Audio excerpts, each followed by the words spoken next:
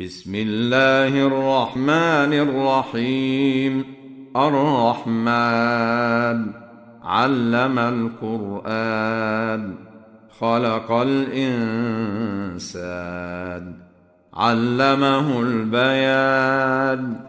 الشمس والقمر بحسبان، والنجم والشجر يسجدان، والسماء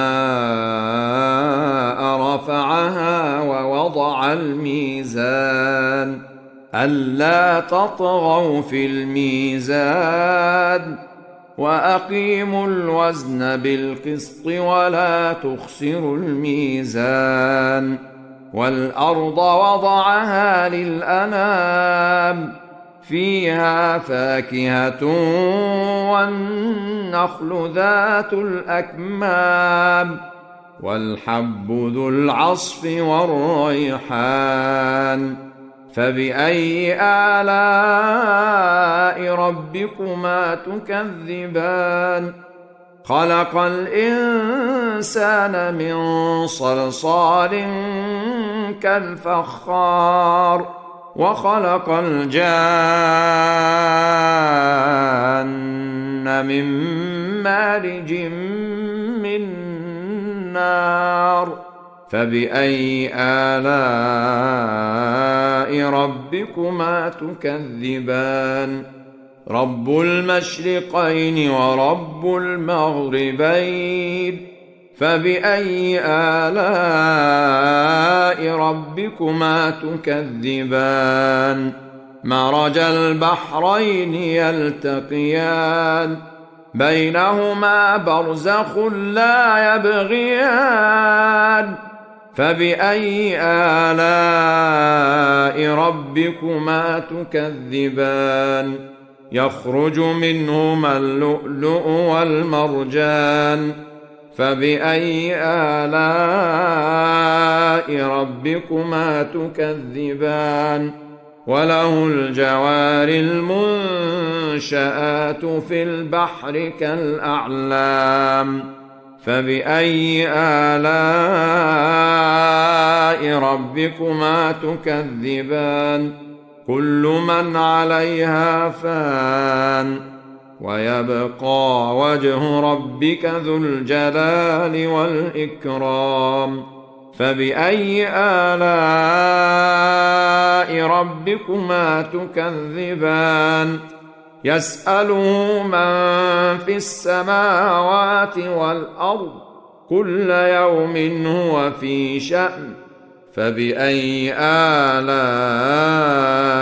ربكما تكذبان؟ سنفرغ لكم أيها الثقلان. فبأي آلاء ربكما تكذبان؟ يا معشر الجن والإنس إن استطعتم أن تنفذوا من أقطار السماوات والأرض فانفذوا، لا تنفذون إلا بسلطان. فبأي آلاء ربكما تكذبان؟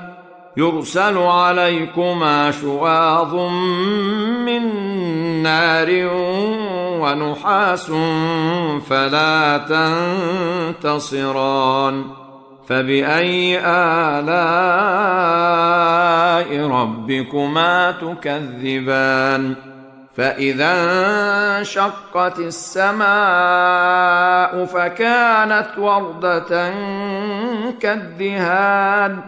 فبأي آلاء ربكما تكذبان؟ فيومئذ لا يسأل عن ذنبه إنس ولا جان.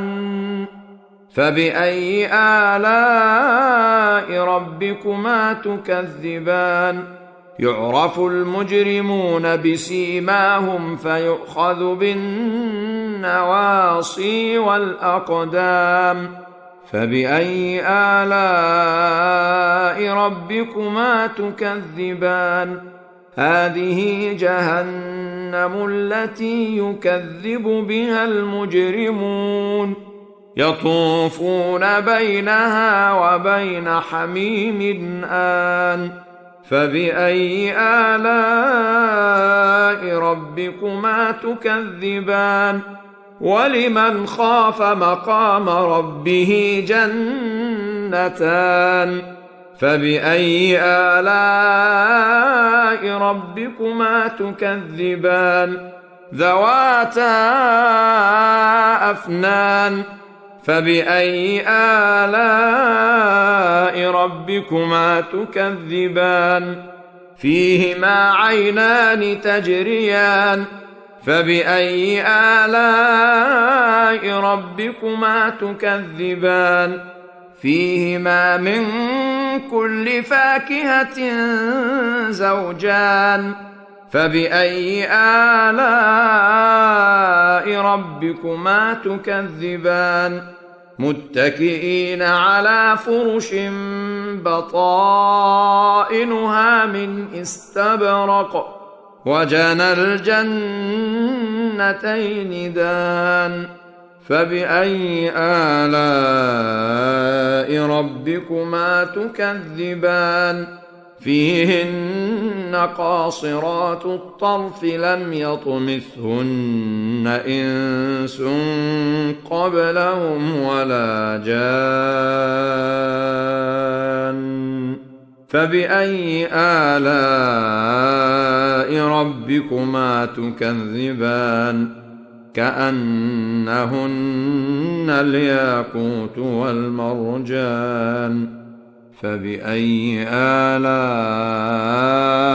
ربكما تكذبان هل جزاء الإحسان إلا الإحسان فبأي آلاء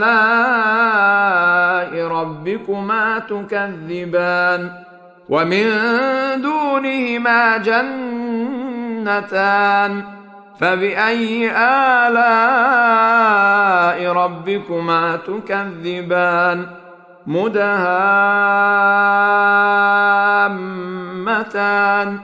فبأي آلاء ربكما تكذبان فيهما عينان نضاختان فبأي آلاء ربكما تكذبان فيهما فاكهة ونخل ورمان فبأي آلاء ربكما تكذبان فيهن خيرات حسان فبأي آلاء ربكما تكذبان حور مقصورات في الخيام فبأي آلاء